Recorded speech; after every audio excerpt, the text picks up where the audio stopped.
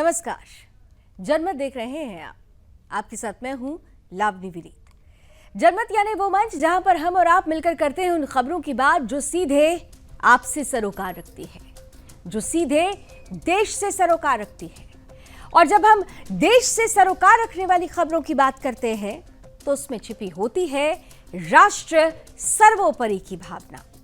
तो इसी राष्ट्र सर्वोपरि की भावना के साथ जनमत में आज जिस पहली खबर का जिक्र हम करने वाले हैं वो इस लिहाज से बहुत खास है क्योंकि चुनावी जो गूंज है वो बिहार की राजनीति में गूंज रही है। और ये राजनीति किस तरीके से हर दिन एक नए अध्याय के साथ नया पन्ना खोल रही है, इस लिहाज से ये खबर काफी दिलचस्प है। बिहार की राजनीति में गूंज रहा है अब एक नया नारा क्या है? हर घर में नौकरी सिर्फ 20 महीने में। जी हां, आरजेडी के नेता तेजस्वी यादव ने चुनावी रण में आज वो तीर छोड़ा जो सीधे बेरोजगार नौजवानों के दिल में लगा और विपक्ष के सीने में छेद कर गया। तेजस्वी यादव का कहना है कि अगर हमारी सरकार बनी तो 20 महीने में बिहार के हर घर से एक व्यक्ति को सरकारी नौकरी मिलेगी और 20 दिन में इसके लिए बाकायदा कानून लाया जाएगा, अध्यादेश लेकर आएंगे। लेकिन सवाल यह है कि क्या यह सपना है या वाकई हकीकत में तब्दील होने वाला सच है? क्या यह रोजगार की क्रांति है या फिर जनता को बहकाने का खेल? क्योंकि बिहार की जमीन पर यह वायदा सुनकर नौजवान तालियां जरूर बजा रहे हों, लेकिन खजाने के रखवाले यानी कि विपक्ष इसे बजट का दिवालियापन कह रहा है। बीजेपी का कहना है कि तेजस्वी का यह वायदा बिहार को बर्बादी की तरफ ले जाएगा। जेडीयू कह रही है कि यह असंभव सा लगता है, जनता को गुमराह करने का यह बहाना अच्छा है। जन सुराज की तरफ से प्रतिक्रिया आ रही है, यानी पीके ये कह रहे हैं प्रशांत किशोर कि यह पुरानी राजनीति का नया पैकेज है। और कांग्रेस इस वायदे के बीच सहयोगी भी है और संशय में भी है क्योंकि अभी तक कांग्रेस ने अपने पत्ते नहीं खोले हैं। लेकिन असली सवाल जनता पूछ रही है कि क्या यह वायदा हकीकत में यानी सच्चाई में बनेगा या बिहार के युवाओं को फिर मिलेगा एक और चुनावी जुमला? यह वादा विकास है या फिर विनाश है? ये योजना रोजगार का भविष्य है या चुनावी छलावा है? और अगर तेजस्वी 20 महीने में हर घर से एक सदस्य को नौकरी देंगे तो सबसे बड़ा सवाल ये है कि पैसा कहां से आएगा, पद कहां से जनरेट होंगे और भर्ती कौन करेगा और इस भर्ती के लिए क्राइटेरिया क्या होगा? बिहार में पहले ही लाखों नियुक्तियां अटकी हुई हैं, शिक्षक भर्ती का मामला अदालत में है, स्वास्थ्य विभाग में पद रिक्त पड़े हुए हैं, पुलिस भर्ती अधूरी है। तो सवाल उठता है कि क्या तेजस्वी यादव वो सपना दिखा रहे हैं जो हकीकत में पूरा नहीं हो सकता? ये मामला किस तरह से आने वाली राजनीति की उस तस्वीर को प्रस्तुत कर रहा है जिसमें सिर्फ भ्रमजाल है, सवालों का बवंडर है? आइए इसी को समेटती हुई हमारी आज की ये स्पेशल रिपोर्ट।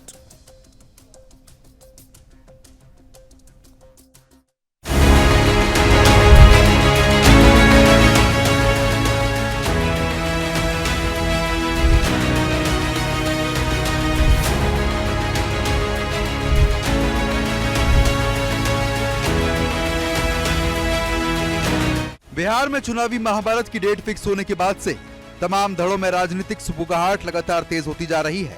जिस चुनावी रणक्षेत्र में पूरी तरीके से कूदने से पहले पक्ष विपक्ष अपनी अपनी तैयारियों में जुट चुके हैं, जिसके तहत आज आरजेडी के शहजादे तेजस्वी बेरोजगारी कार्ड खेलते नजर आए।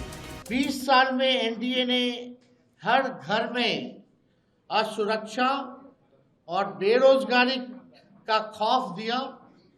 अब हम हर घर को जॉब देंगे। हमारी सरकार बनने पर जीत का जश्न, हर घर को सरकारी नौकरी और बिहार में उद्योग धंधे फैक्ट्री लगाकर एजुकेशनल सिटी स्थापित कर आईटी पार्क और एसईजेड लगाकर कृषि और डेयरी आधारित उद्योग को बढ़ावा देकर बिहार को विकास के नए पथ पर आगे बढ़ाने के रूप में किया जाएगा। बिहार के चुनावी मैदान में जहां महागठबंधन बेरोजगारी के साथ साथ सीट शेयरिंग के मुद्दे पर भी एनडीए पर लगातार हमले बोल रहा है। सूत्रों की माने तो जेडीयू 110, चिराग पासवान 44, जीतन राम मांझी 15 और उपेंद्र कुशवाहा 20 सीटें मांग रहे हैं। लेकिन एनडीए ने ये साफ कर दिया कि सीट शेयरिंग पर एनडीए में कोई पेच नहीं फंस रहा। एनडीए के तमाम दल एक साथ हैं, जो बिहार के चुनावी महाभारत में 5 पांडवों की तरह लड़ेंगे। बातचीत चल रही है, ऐसे में मेरे ऊपर और भी जिम्मेदारियां हैं। जब तक मैं मंत्री हूं तब तक मंत्रालय की भी जिम्मेदारी है, तो फिलहाल मैं उसको देखने जा रहा हूं। ये सब बात करते रहते हैं। एनडीए चट्टानी एकता के साथ आगे बढ़ रही है और सब कुछ ठीक ठाक हो चुका है। आपको सही समय पर सब कुछ केंद्रीय नेतृत्व के द्वारा बताया जाएगा। सभी दलों को ये मालूम है कि बिहार में एनडीए की 243 सीटों पर मिलकर चुनाव लड़ना है और ये 5 पांडव के रूप में लड़ेंगे। बिहार के चुनावी घमासान में महागठबंधन सीट शेयरिंग के मुद्दे पर एनडीए पर चाहे जितने भी निशाने साधे, लेकिन सच है ये एनडीए नहीं, महागठबंधन में सीट शेयरिंग पर ऑल इज वेल नहीं है, क्योंकि सीपीआई एमएल ने 19 सीटों का प्रस्ताव ठुकरा दिया है।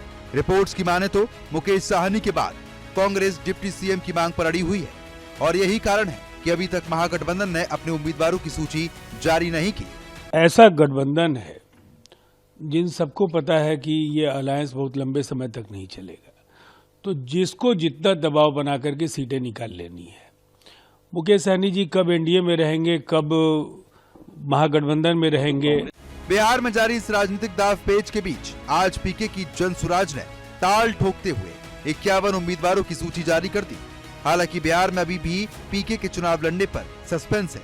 इसमें नई बात क्या है, ये सीटों के बंटवारों का घमासान नहीं है, बिहार को लूटने का घमासान है कि कौन कितनी ज्यादा सीट पर लड़ेगा ताकि उसको आगे इतनी बड़ी लूट करने का अवसर मिल सके। इसीलिए जनसुराज ने पहले ही कहा है, भैया कोई गठबंधन नहीं, एक ही गठबंधन है, जनता के साथ का गठबंधन। 243 सीट पर अपने दम पर लड़ेंगे। जनता ने आशीर्वाद दिया तो बिहार में सुधार का प्रयास करेंगे। नहीं, 9 तारीख को हम लोगों ने पहले ही कहा, हम लोग को कोई किसी से बात थोड़ी करने की जरूरत है, जनता से बात कर रहे हैं, जनसुराज के साथियों से बात कर रहे हैं। 9 तारीख को जनसुराज के उम्मीदवारों की सूची जारी हो जाएगी। अब भैया 14-15 साल तो खुद भी रहे हैं इस सरकार में, यहीं बिहार के राजा रहे हैं, बिहार के मुख्यमंत्री रहे हैं। 14 तारीख को एनडीए की सरकार जा रही है, इतना तो तय है। कौन आ रहा है ये जनता पर छोड़ दिया जाए। बिहार का चुनावी रण दिन ब दिन दिलचस्प होता जा रहा है। एनडीए जहां एक और अपनी एकता के दम पर चुनाव जीतने का दावा कर रही है, तो वहीं बिहार को बेरोजगारी और पिछड़ेपन की सौगात देने वाला महागठबंधन आज विकास और बेरोजगारी के मुद्दे के साथ खड़ा है। वहीं पीके चुनावी दांवपेच ने बिहार के इसी चुनावी मुकाबले को त्रिकोण बना दिया है। Bureau report, Sudarshan news.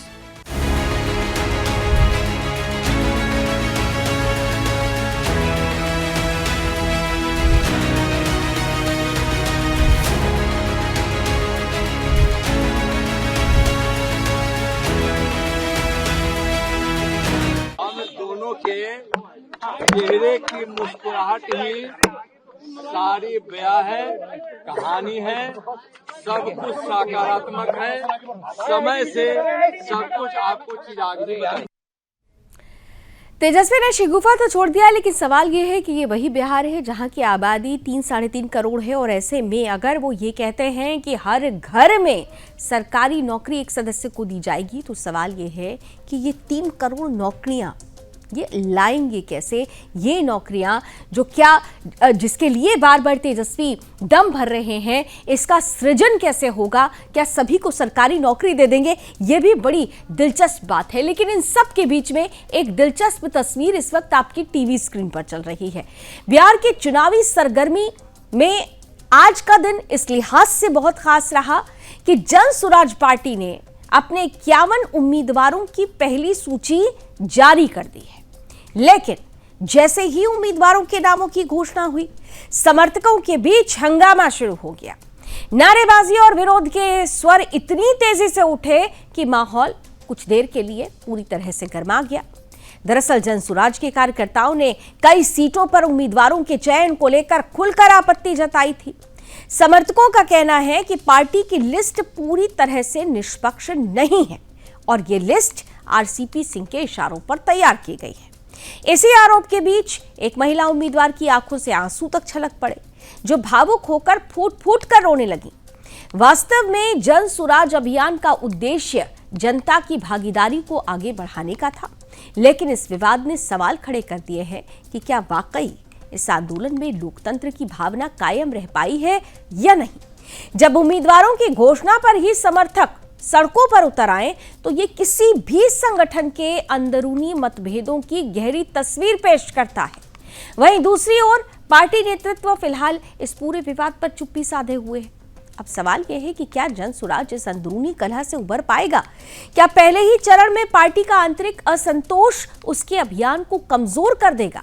और क्या ये विवाद आने वाले चुनावी समीकरणों को प्रभावित करेगा? हमारे संवाददाता सौरभ तिवारी बिहार में मौजूद है। उनकी मौजूदगी इस वक्त बिहार में है और इस लिहाज से इस खबर पर उन्होंने खास तौर पर इस पूरी परिस्थिति को जानने समझने का प्रयास किया है। आइए उनकी ये खास रिपोर्ट देखते हैं। जनसुराज की 51 लोगों की पहली लिस्ट जारी किया गया है। उसके बाद कई लोग नाराज बताए जा रहे हैं। हमारे साथ एक ऐसे व्यक्ति हैं, क्या नाम है आपका? मेरा नाम अमर कुमार सिन्हा। क्या कहना चाह रहे थे आप? देखिए, ये जो लिस्ट ये लोग जारी किया है ना, ये लोग सबसे बड़ा मैं फ्रॉड बोलता हूँ प्रशांत किशोर को। दूसरा फ्रॉड है आरसीपी सिंह। मैं जिला अध्यक्ष था जदयू का। इस आदमी ने झांसे में लाकर हमको आशा पार्टी बनवाया। मैं 3 साल रहा था जिला अध्यक्ष और ये आदमी हम लोग को धोखा में रखा। आज प्रशांत किशोर ने कहा कि भाई आज जो काम करेगा, जो पीएलसी कार्ड बनाएगा, जो 5 सभा करेगा, जो 21,000 का जमा करेगा, उसी में से किसी को टिकट दिया जाएगा। लेकिन उस 7 आदमी में से किसी को कुम्हरार विधानसभा से टिकट नहीं मिला। एक केसी सिन्हा नाम का कोई आदमी आ गया, इनके चचा थे, मौसा थे, कौन थे, उनको इन्होंने टिकट दे दिया। रिश्तेदारी में या गुरु थे, भगवान जाने। और ये लोग आज टिकट का जो कर रहा है पत्रकार महोदय, तो ये आदमी सबसे बड़ा बिहार को बदलाव नहीं करेगा। ये अपना जो आदमी 98 करोड़ की बात करके लोग कोई दिखाना चाहता है कि मैं सबसे बड़ा दानी हूँ, तो पार्टी में कभी भी ये नहीं होता कि आपने जो दान किया दान किया। आप ही दिखा रहे कि 58 करोड़ मैं दान करके 980 करोड़ रुपया कमाऊंगा। ये है प्रशांत किशोर। ये आदमी कभी भी आज नहीं आया ना, आज नहीं आया। ये आरसीपी सिंह को भेजा और इनके चट्टे बट्टे हैं आरसीपी सिंह, उन्होंने अपनी बेटी को टिकट दिलवा दिया, खर्च करता गया भाड़ में। यही चीज़ है। हंगामा जारी है। तो ये आप कहाँ से टिकट मांग रहे थे? क्या नाम? मैं नालंदा 176 से मांग रहे थे। क्या नाम है आपका? मेरा नाम डॉक्टर अजय कुमार हुआ। तो आपको टिकट नहीं मिला है तो आप नाराज हैं? नहीं, हम नाराजगी किसी से नहीं है, मगर व्यवस्था से नाराजगी है। यहाँ का व्यवस्था सही नहीं है। क्या सही नहीं है? सही नहीं है। कुछ व्यक्तिगत जो उनके इशारे पर नालंदा जिला घूम रहा। वो आशा पार्टी था, आशा पार्टी को आपका जनसुराज में मर्ज किया गया। हम उसका विरोध शुरू से करते आए हैं और करते रहेंगे। सिंह से क्या परेशानी है? आरसीपी सिंह की परेशानी यही है कि अपने 2-4 को अपना रखे हैं, जो वही आदमी को पदाधिकारी बना दिया गया। तो यहाँ पर देखिए, यहाँ पर भावुक यहाँ पे हैं। कहाँ से आप आई हैं? जी, हम मशरक के हैं और मशरक के पूर्व जिला पार्षद हैं और बनियापुर विधानसभा के प्रत्याशी के लिए मेहनत कर रहे थे। लगातार 3 वर्षों से, जब से प्रशांत जी की पैदल यात्रा चल रही है, तब से लेके आज तक एक दिन भी अपने घर में नहीं बैठे हुए हैं। हमको दुख इस बात का है ना कि जब प्रशांत जी कर रहे हैं कि जो मेरे साथ कंधा से कंधा मिला के, जब जिस दिन कोई खड़ा नहीं था उस दिन से हम उनके साथ पैदल चले हैं। 1 लाख मेंबर बनाए हैं, 45,000 पीएलसी कार्ड बनाए हैं, सभा तो 250 किए हैं। जितना मेहनत कर दिए जनसुराज के लिए। मशरक में कोई जनसुराज का नाम नहीं जानता था, अपने घर में कार्यालय खुलवाए, अपने जगह पे सभा कराए कि लोग जाने जनसुराज को लाए। और दुख इस बात का है कि जब आप कर रहे हैं कि सबसे ज़्यादा जो मेहनत करेगा, जनता जिसको चुनेगी उसको हम टिकट देंगे, लेकिन यहाँ तो जो प्रत्याशी घर से बाहर नहीं निकला, खाली गाड़ी में, छोटी सी गाड़ी में घूमता था, कोई महत्व है, उसी को टिकट दिया गया। जाति के नाम पे हम राजपूत हैं, इसलिए मेहनत का फल हमको नहीं मिला। हमको दुख इस बात का, हमको इंसाफ चाहिए कि क्यों मेरे साथ ऐसा हुआ। जनसुराज में लोग कहते थे कि बड़ी सच्चा नेता है, ऐसा धोखा आप क्यों किए? हमको जवाब चाहिए। अब आगे क्या रणनीति रहेगी? चुनाव लड़ेंगे आप? देखिए, आगे हमारी जनता है। हमको जनता ने खुलेआम कहा था कि आपको टिकट मिलेगा तो हम लोग आपके साथ हैं। हमारी जनता जो कहेगी तो निर्दलीय चुनाव लड़ेंगे। तो ये वही जन स्वराज पार्टी है जो ये कह रही थी कि बिहार बदलेंगे, ये वैकल्पिक जो तस्वीर है वो लेकर सामने आएंगे, लेकिन खुद के अंदर लोकतंत्र पर प्रहार कर रहे थे, लेकिन खुद के अंदर पार्टी के अंदर अगर लोकतंत्र पर ही सवाल उठने लगे तो अपने आप में ये सोचने वाला विषय बन जाता है। ये बहुत दिलचस्प तस्वीरें हैं जो बिहार से लगातार आ रही हैं, क्योंकि बिहार में चुनाव है, इस पर हमारी लगातार कवरेज भी जारी है, लगातार तस्वीरें और खबरें जो आती रहेंगी उस पर भी हमारी नजर बनी रहेगी। फिलहाल अभी जनमत में अब अगली खबर की तरफ बढ़ते हुए बिहार से निकलकर अब आपको उत्तर प्रदेश की तरफ लिए चलते हैं। पहले यूपी में बीते 24 घंटे की 2 सबसे महत्वपूर्ण तस्वीरें आपके सामने रखते हैं। तस्वीरें दिखाइए। उत्तर प्रदेश के कानपुर में बीते 8 अक्टूबर को एक ब्लास्ट हुआ। इस धमाके में 8 लोग घायल हुए। धमाका इतना जोरदार था कि पास की मस्जिद की दीवारें तक दरक गई और गूंज करीब 500 मीटर तक सुनाई दी। धमाके में कई लोग घायल हुए। खैर, धमाके को लेकर इससे पहले कि पुलिस जांच करके किसी निष्कर्ष पर पहुंचती, जिहादियों ने अपनी जाल बुनने शुरू कर दिए थे। एक बार फिर से साजिश की जमीन पर हिंदू विरोध की खेती के बीज बो दिए गए थे। तैयारी थी एक बार फिर से भगवा आतंकवाद वाली थ्योरी लिखने की। लाइट, कैमरा, एक्शन, सब कुछ तैयार था। स्क्रिप्ट भी लिखी जा चुकी थी, जिसे लिखने के लिए जामिया से स्पेशल कलमकार बुलाए गए थे। तैयारी थी एक बार फिर से किसी को साध्वी प्रज्ञा, किसी को कर्नल पुरोहित और किसी को मेजर रमेश उपाध्याय बनाने की। फिर से भगवा पर लांछन लगाने वाली हरी ब्रिगेड तैयार थी। मस्जिद से लेकर मुस्लिम शब्द बार बार लाए जा रहे थे। मालेगांव का एक्शन रिप्ले करने के लिए उस समय बाइक तो इस समय स्कूटी तैयार की गई थी। सब कुछ एक जैसा ही सजाया गया था, लेकिन जो उससे बहुत बड़ा बदलाव था वो था राज्य का शासक। मालेगांव केस के समय कांग्रेस की सत्ता थी, लेकिन इस बार सत्ता की कुर्सी पर भगवाधारी योगी आदित्यनाथ विराजमान थे। पुलिस को निष्पक्षता से सत्यता निकालने के आदेश लखनऊ से दिए गए और अंत में दूध का दूध और पानी का पानी स्पष्ट हो गया। ब्लास्ट पटाखों से होना पाया गया। किसी भी आतंकी एंगल को सिरे से खारिज कर दिया गया। अनगिनत हिंदुओं का जीवन और घर परिवार बचा लिया गया और साजिशकर्ताओं को मुंह की खानी पड़ी। अभी तक बिना सोचे समझे आतंकवाद का प्रोपेगेंडा फैलाने वाले वामपंथी ब्रिगेड की तरफ से भी कोई माफीनामा सामने नहीं आया। बड़े बड़े बम फोड़कर दुनिया में अनगिनत जीवन लेने वाले गिरोह ने पटाखे के धमाके से उठे धुएं में अपने सारे पाप छिपाने की तैयारी शुरू कर दी थी। लेकिन योगी राज में सब के सब मंसूबे धरे के धरे रह गए। जामिया मिलिया की शिक्षाएं सुदर्शन न्यूज हमेशा से सत्य रूप में दिखाता आया है। प्रश्न यह भी है कि जामिया का ये प्रोडक्ट पत्रकार होते हुए भी अगर हिंदुओं को आतंकी लिख गया, तो यदि वो इलाके का डीएम या एसपी होता तो न जाने कितने सनसनातनी सलाखों के पीछे होते। ये साजिश का समापन नहीं बल्कि आरंभ है। हिंदू समाज को अभी सतर्क रहना होगा ऐसी अनगिनत साजिशों से। कहना गलत नहीं होगा कि इस वैचारिक महायुद्ध में हिंदू समाज की राह में कदम कदम पर साजिश की बारूदी सुरंग बिछी हुई है। सनातनी समाज योगी आदित्यनाथ को भी धन्यवाद कर रहा है कि जिनके शासनकाल में फिर से किसी साध्वी की रीढ़ और सैन्य अफसर के पैर की हड्डी नहीं तोड़ी गई।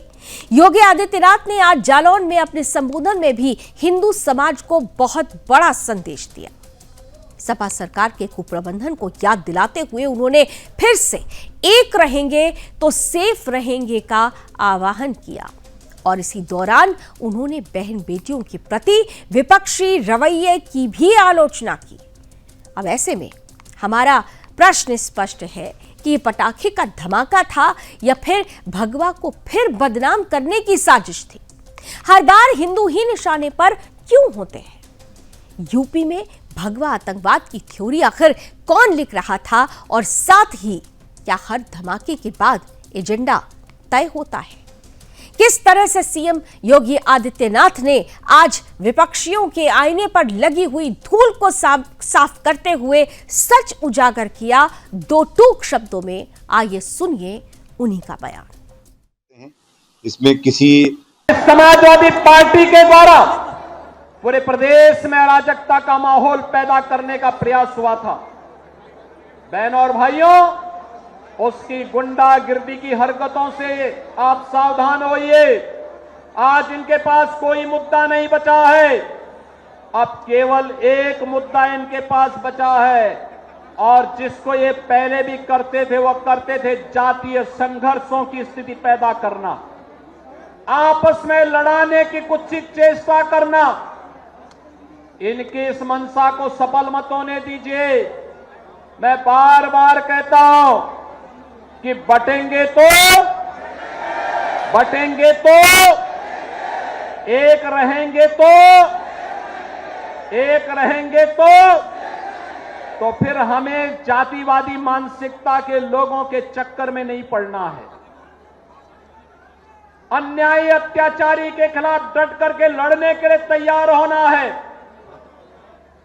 सरकार आपके साथ खड़ी है। 2017 के पहले भी लोग बोलते थे, लगातार इसके बारे में लोगों के मन में होता था कि देख सफाई बिटिया घबराई, देख सफाई बिटिया घबराई। ये बात उस समय भी चलती थी, और लोग ये भी कहते थे, जिस गाड़ी में सपा का झंडा देखो होगा कोई सपा का गुंडा। लोग इस बारे में उस समय भी इस बारे में कहते थे। 17 के पहले भी ये बातें चलती थी। वही समाजवादी पार्टी है जो समाजवादी पार्टी नौजवानों के रोजगार पर डकैती डालती थी, बेटी की सुरक्षा पर सेंध लगाने का काम करती थी। और उस समय किस प्रकार के नारे इनके द्वारा लगाए जाते थे? उस समय इनके नेता कहते थे कि लड़के हैं गलती कर देते हैं। ये समाजवादी पार्टी के लोग कहते थे। लेकिन बहनों और भाइयों, आज भारतीय जनता पार्टी की डबल इंजन की सरकार है। अपराध और अपराधियों के लिए जीरो टॉलरेंस की नीति के तहत कार्य कर रही है।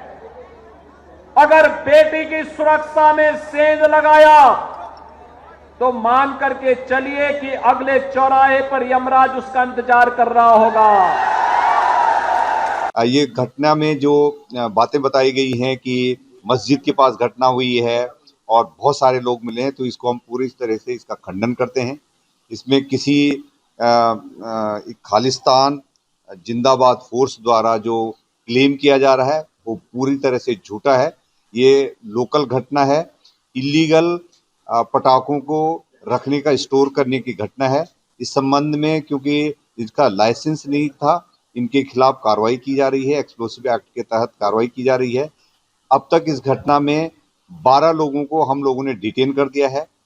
जिसका शॉप है, गोडाउन है, उनको डिटेन कर दिया गया है। एक तारीख नाम के व्यक्ति का और नाम आ रहा है, वो उसके लिए हम लोग टीम तलाश कर रही है। आइए। तो स्पष्ट रूप से योगी आदित्यनाथ ने आज सपा पर जमकर प्रहार किया। इधर अब आपको आगे लिए चलते हैं कि ऐसी खबर दिखाने जा रहे हैं जिसे देखकर और सुनकर आप चौंक जाएंगे। करवा चौथ का पर्व है। घर में महिलाएं हाथों में मेहंदी लगाती हुई अक्सर नजर आ जाती हैं, और इसमें खास तौर से ये परंपरा है कि सोलह श्रृंगार करती हैं जो सुहागिन महिलाएं होती हैं, जिसमें मेहंदी का अपना एक महत्वपूर्ण स्थान है। लेकिन आपको यहाँ जानकर हैरानी होगी कि इस मेहंदी के पीछे भी बड़ी साजिश हो रही है। जो मेहंदी सुहाग की रक्षा और लंबी उम्र के लिए होती है, उस मेहंदी को जिहादी लगा रहे हैं जो हिंदुओं से सिर्फ और सिर्फ नफरत करते हैं। ये मेहंदी लगाने की आड़ में मेहंदी जिहाद कर रहे हैं। आज हम इसी मेहंदी जिहाद का पर्दाफाश कर रहे हैं। सुदर्शन न्यूज इन जिहादियों के खिलाफ एक अभियान चला रहा है। हम साफ साफ लोगों से अपील कर रहे हैं, हिंदुओं से, हिंदू महिलाओं से ये अपील कर रहे हैं कि इन जिहादी महिलाओं ने इनसे मेहंदी ना लगवाएं, वरना इनकी साजिश सफल हो जाएगी। दरअसल उत्तर प्रदेश के मुजफ्फरनगर से मेहंदी जिहाद का बड़ा मामला सामने आया है। इस मामले के सामने आने के बाद क्रांति सेना की महिला मोर्चा कार्यकर्ता हाथों में लाठियां लेकर सड़कों पर उतर गई हैं। इन महिला कार्यकर्ताओं का दावा है कि करवा चौथ पर हिंदू बहन बेटियों के हाथों में मेहंदी लगाने वाले मुस्लिम युवक किसी साजिश के तहत मेहंदी जिहाद चलवा रहे हैं और इसके जरिए लव जिहाद को बढ़ावा देने का काम किया जा रहा है। साथ ही उन्होंने महिलाओं से भी अपील की है कि वो मुस्लिम युवकों से मेहंदी ना लगवाएं। उधर इस मामले पर बरेली के मौलाना शहाबुद्दीन रिजवी बरेलवी ने अपना आपा खो दिया, जिसमें कहा कि देश में फिरका परस्त ताकतों का बोलबाला हो गया है। सोचिए, शहाबुद्दीन रिजवी बरेलवी की मानसिकता कैसी है। हर त्योहार पर जिहादी अपनी मानसिकता से बाज नहीं आ रहे। जहां लव जिहाद, मेहंदी जिहाद जैसी बड़ी घटनाओं को सोची समझी साजिश के तहत अंजाम दिया जा रहा है, तो देखिए कि किस तरीके से अब इस पूरे जिहाद का पर्दाफाश सुदर्शन न्यूज ने किया। नोएडा हमारी सहयोगी पहुंचती हैं। सेक्टर 18 यहाँ का बेहद खास मार्केट है और यहाँ पर जब हमारी सहयोगी पहुंची हैं तो करवा चौथ के मौके पर महिलाएं अपने परिवार और दोस्तों के साथ मेहंदी लगवा रही थी। हमारी टीम ने देखा कि कुछ बुर्के वाली जिहादी औरतें भी इस अवसर का गलत फायदा उठा रही हैं। सुदर्शन न्यूज की टीम जब मौके पर पहुंची और हमारी महिला संवाददाता ने मेहंदी लगाने वाली सलमा बेगम से बात करने की कोशिश की तो उसने पहले तो बात करने से इनकार किया और इसके बाद हमारी टीम के साथ दुर्व्यवहार किया गया और हमारी संवाददाता को धक्का दिया गया। याद होगा आपको, पहले नवरात्रि में दुर्गा पंडाल में हुई इस्लामी घुसपैठ और अब करवा चौथ जैसे हिंदू पर्वों में भी यही घुसपैठ देखने को मिल रही है। जब हमारी संवाददाता वैष्णवी चौहान यहां खास तौर पर अट्टा मार्केट, नोएडा का बेहद खास मार्केट कहा जाता है, यहां पहुंची तो किस तरीके से यहां पर वो सच सामने आया जिसे हिंदू महिलाओं को जानना और समझना चाहिए। मेरी सहयोगी वैष्णवी चौहान और दिव्या माधवानी की ये स्पेशल रिपोर्ट देखिए।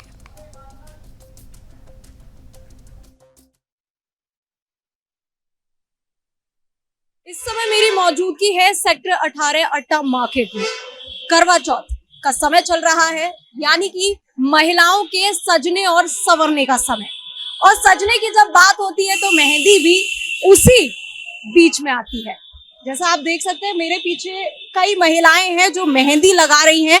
सवाल ये नहीं है कि मेहंदी लगा रही है, सवाल ये है कि मेहंदी लगवा किससे रही है। जैसे कि ये हिंदू त्योहार है और इसमें मुसलमानों का क्या काम। वैसे ही हमारे पीछे एक बुर्का ओढ़े एक महिला है जो कि हिंदू बहन बेटियों के हाथ में, हिंदू महिलाओं के हाथ में मेहंदी लगा रही है। इनसे हम बात करेंगे कि आखिर इनका क्या काम, क्या इनको पता है कि ये जो कर रही हैं, मेहंदी लगा रही हैं, उसके पीछे की क्या कॉन्सेप्ट है, क्या मंशा है, क्या त्योहार है, या फिर ये बस अपने बिजनेस चलाने के लिए मेहंदी लगाकर हिंदू त्योहारों और हिंदुओं की आस्था का अपमान कर रही हैं, मजाक उड़ा रही हैं। आपका क्या नाम है? आप अपना नाम तो बताएं। लाइव आपका फेस तो कवर है ना, आप ऐसे नो। आपका क्या नाम है? जायरा बेगम। क्या नाम है? जायरा बेगम। आपकी बेटी है ये? हाँ। अच्छा, ये मेहंदी जो लगा रही हैं, आप कितने समय से यहाँ पे मेहंदी लगा रही है? आज पहली बार आई। आज पहला दिन ही है? अच्छा, तो कितने दिनों तक, अभी जब तक त्योहार चलेगा तब तक ये मेहंदी लगाएंगे? हाँ। क्या आपको इसके पीछे का महत्व पता है कि ये जो मेहंदी लगाई जाती है आप किस लिए? हम जाना नहीं। लेकिन अभी तो उन्होंने बोला कि वो लाइव आना चाहती है, आप नहीं आना चाहती। हम इनसे बात कर रहे हैं। नहीं, हम नहीं।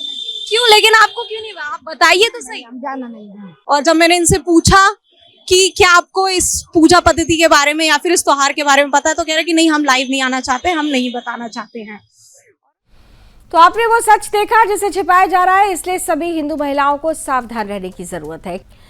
और आइए जनमत के सफर को अब आगे बढ़ाते हुए आपको लिए चलते हैं छत्रपति संभाजीनगर की तरफ। महाराष्ट्र से खबर है जहां जिहादियों के हमले में घायल हुए गौरक्षक गणेश को देखने हॉस्पिटल पहुंचे स्वामी श्री भारतानंद सरस्वती जी महाराज, जो अखिल भारतीय संत समिति महाराष्ट्र प्रदेश के महामंत्री हैं।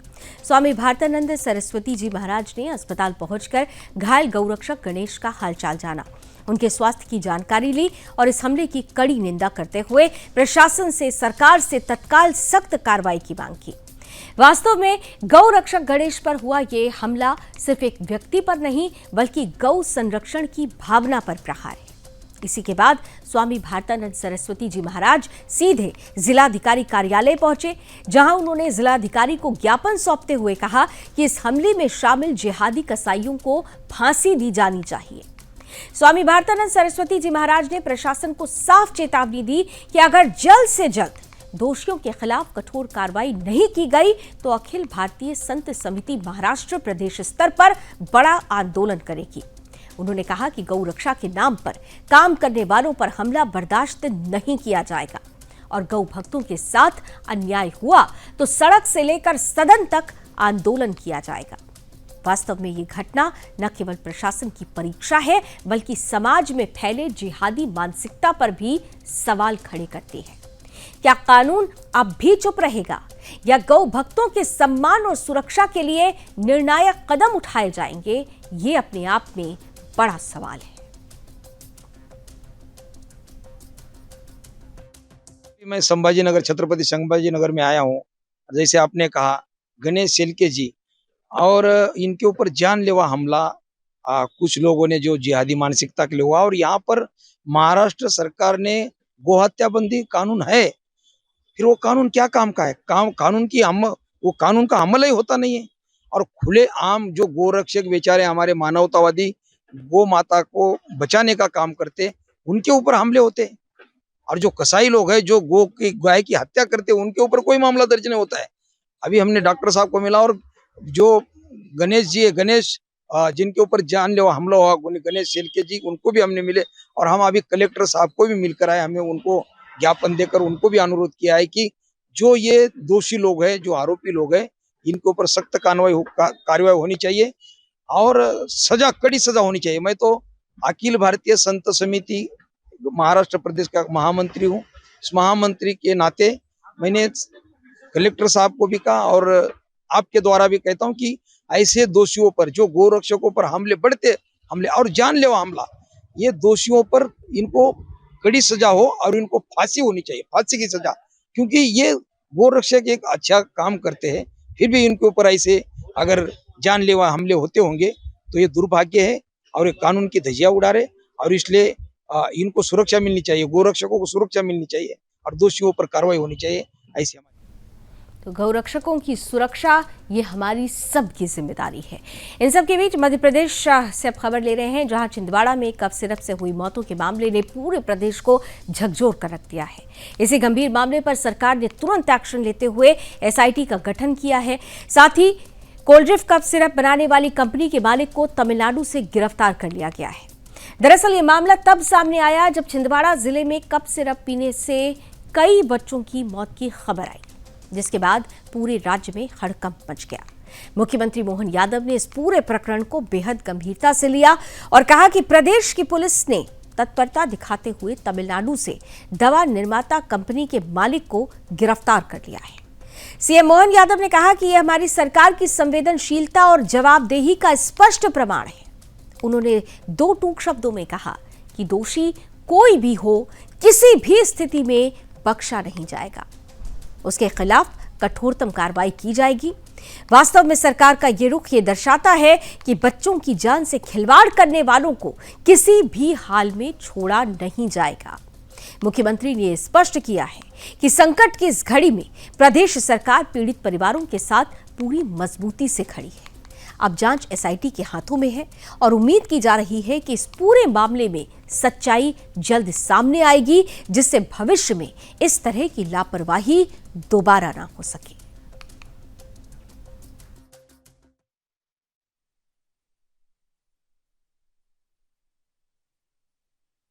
छिंदवाड़ा में जहरीली दवाई के आधार पर जो बच्चों की दुखद मृत्यु हुई या वो बीमार हुए, इसके खिलाफ हमने तुरंत SIT का गठन किया था।